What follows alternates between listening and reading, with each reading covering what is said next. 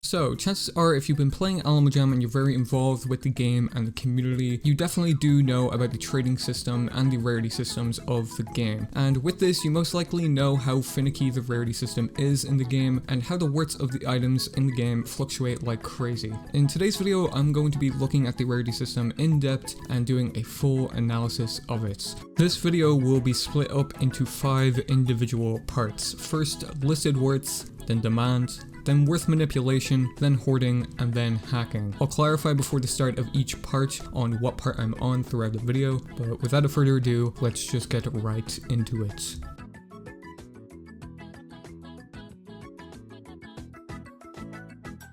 First here we have listed worths. Now this terminology on Alamo Jam of listed worths refers to item worth wikis, which I have made a video on in the past. However, I won't let my opinions on wikis affect this video. But these listed worths give a basic guideline of a typical worth people would usually trade for items. These are recorded by people that run these item worth wikis in a trading attempts fashion, meaning they pretty much see what they get offered, average the worth for the trades they got, and then put it up on the item worth wiki for everybody else to use. Now this isn't the most ideal way of getting the worth of an item, however people will still use the listed worths as the worth of the items in game and will most likely look for that value or more for their items. However, there's many issues with this being the case, an example being corrupt moderators of these wikis. These moderators can easily set the worth up or down depending on their discretion, and this can be referred to as worth manipulation, which I will go more in depth into later on in the video. But this will also affect the worth of those who trade listed worths exactly for items around the game. Additionally, however, these moderators might actually increase the worth of items they want to trade or lower the worth of items they want themselves. Along with this, they can also change the demand, making it seem like an item they want to trade or get have more demand or little demand, so they can increase their own worth and pretty much manipulate other people in the process.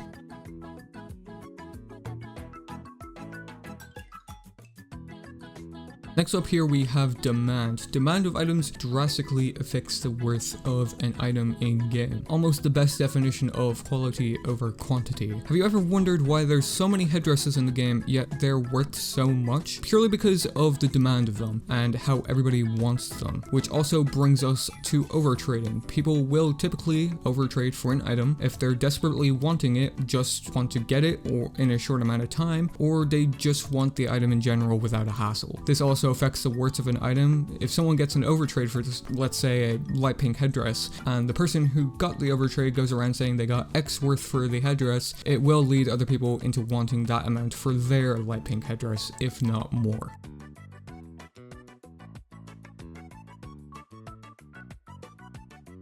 Earlier on, I mentioned this being a point of interest with listed worths on item worth wikis. However, worth manipulation takes place a lot in the game and other places as well. Keeping on topic of the item worth wiki, however, other than moderators or trial moderators changing worths, people will typically worth manipulate in the comment section of pages of items. You can notice this by seeing new wiki accounts commenting fake offers for items, or even saying incredibly over offers for their items in worth compared to the listed worth in order to attempt to boost the item's value. Speaking of fake offers, this also kind of ties into something I was referencing to under demand. When people are going around saying they got X over listed worth for their item, a lot of the time, typically with bigger items, people will try to fake offers with other people to worth manipulate and to bait others into trading more for their item. Unfortunately, in most cases, this will work. However, the item usually just retains that value, as most people will consider it to be that worth after it has been worth manipulated though.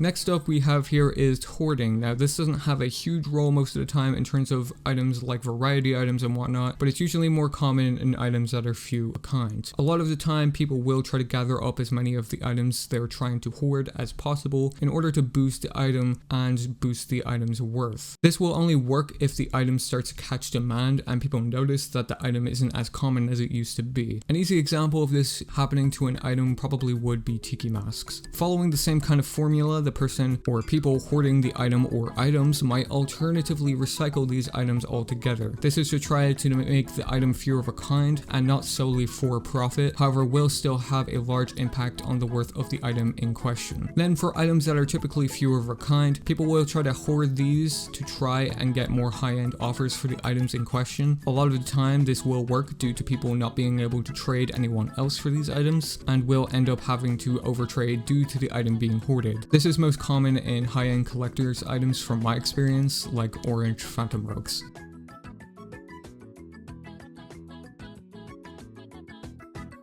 Then finally we have hacking. Arguably this could tie into a lot of the other categories on this video, if not all, in some way, shape or form, but I want to detail how exactly this has influence on the rarity economy in Animal Jam as a whole. There's obviously very many methods of hacking, but most recently the two most common methods due to the database breach back in November of 2020 being cracking and hits. And then also another method consisting of manipulating the game's behavior with third-party programs. First, I'll just go over and explain what cracking is. Now, cracking is often a term associated with account cracking, meaning a person will run a word list of common words, numbers, characters, etc. in specific orders or sets to try and see if they fit into the password of a person's account. This is also similar to decrypting hashes, which was used when the Animal Jam database breach initially happened in November of last year. Since the breach was leaked on a public hacking forum, many users were able to download it and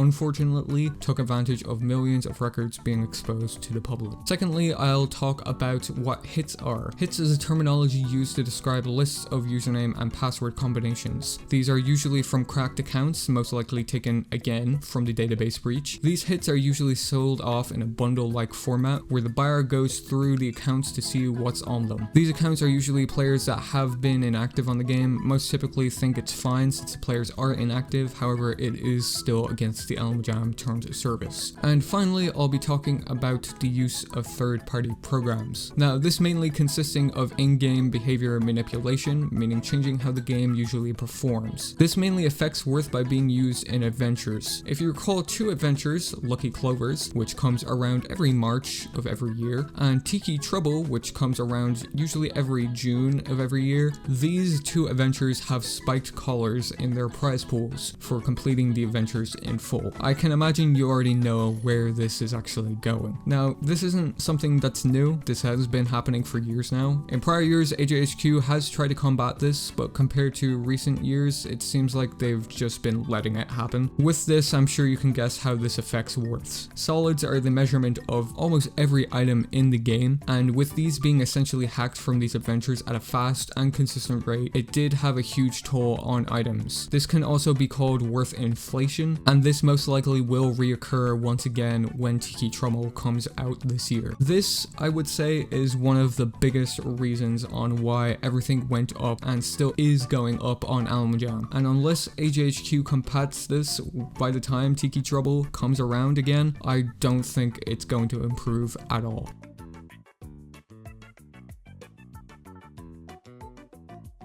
So, in conclusion, is there a way to fix how broken this system is as of right now? I honestly do not think so, and I think it's pretty much going to stay this way until the game shuts down. With so many factors deciding X item has Y worth, it's complicated on setting a set worth for every single item in the game, so this is probably the best it's going to be. As for my personal opinions, everything is going to continue to rise as of right now, but as the saying goes, what comes up must come down.